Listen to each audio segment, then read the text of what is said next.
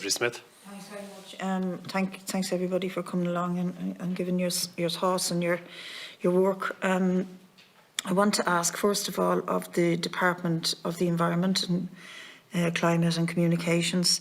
In your submission, you talk about significant community gain, and could I ask you what exactly you mean and what communities you're talking about there?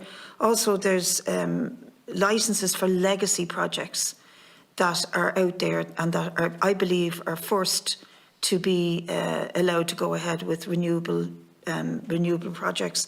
Is that the case, or are you talking about other projects in your submission, newer projects rather than the legacy ones? And then I'm very interested to hear what you're saying about the wanting to move to a more state-led approach. When do you think that might happen? Will it happen on time?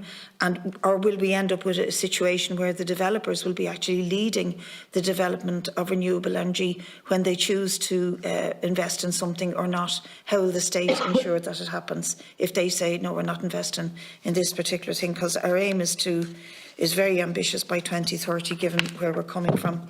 I'd like to ask the Department of Enterprise, Trade and Employment, in your submission, you talk about the Shannon Estuary Economic Task Force and the role that will play in delivering renewables.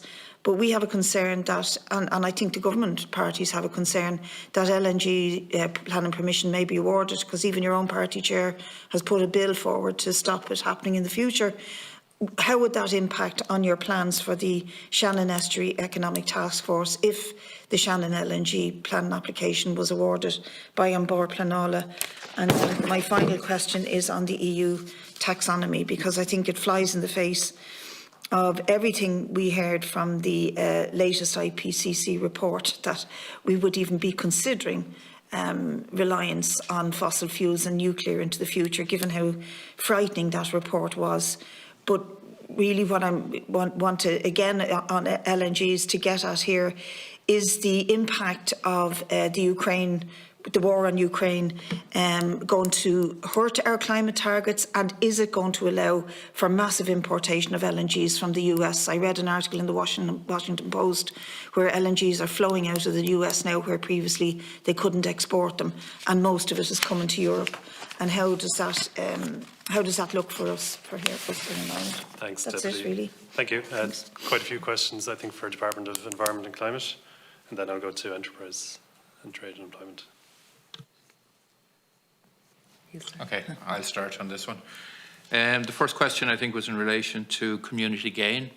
This is one of the areas that we included in the terms and conditions when we went out to public consultation on just before Christmas.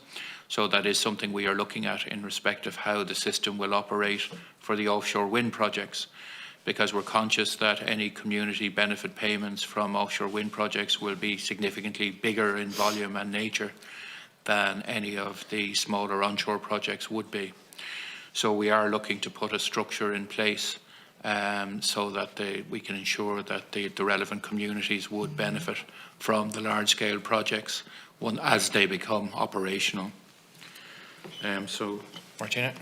Yeah, I'll take your questions regarding the licensing of projects. So the first batch of projects that will be coming through the new regime have already significantly advanced works under the previous foreshore regime. So they will have spent many years in several cases conducting surveys, bird surveys, environmental surveys and so on, that provides them with the detailed information that they have in order to be able to move into the planning system.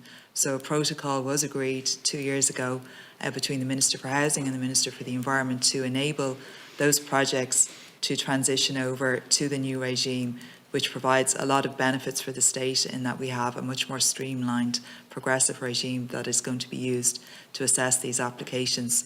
So the legacy licences, there was 20 of them or something, they're 20 years old. There's seven projects that will be 20 years old or so, aren't they?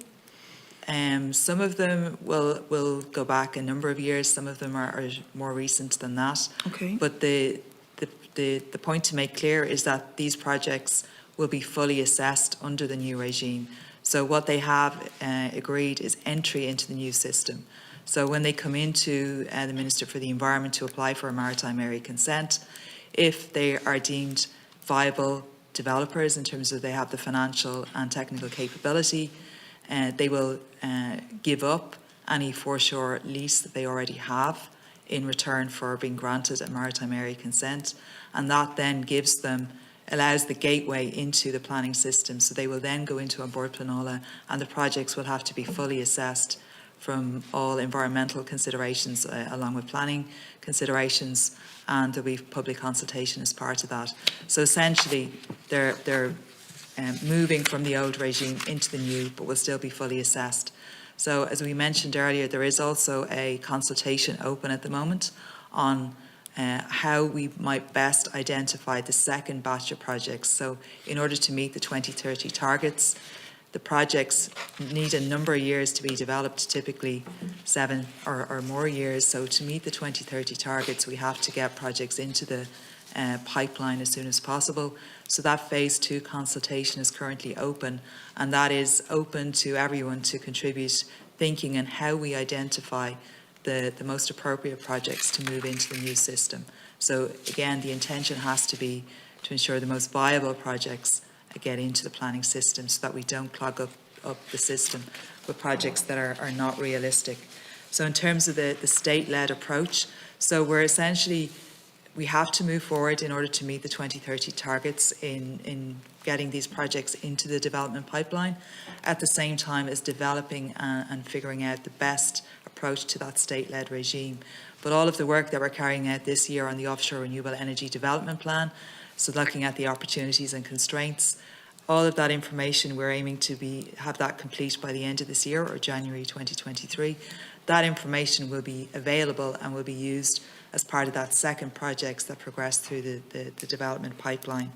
But to move fully to a fully state-led approach is going to take a number of years. So I think it's important to acknowledge that we are trying to do both in tandem and make the approach to assessing projects as they go through the system as robust as possible in the short term while the plan-led approach is being developed. So I think I've addressed the questions there. Thank you.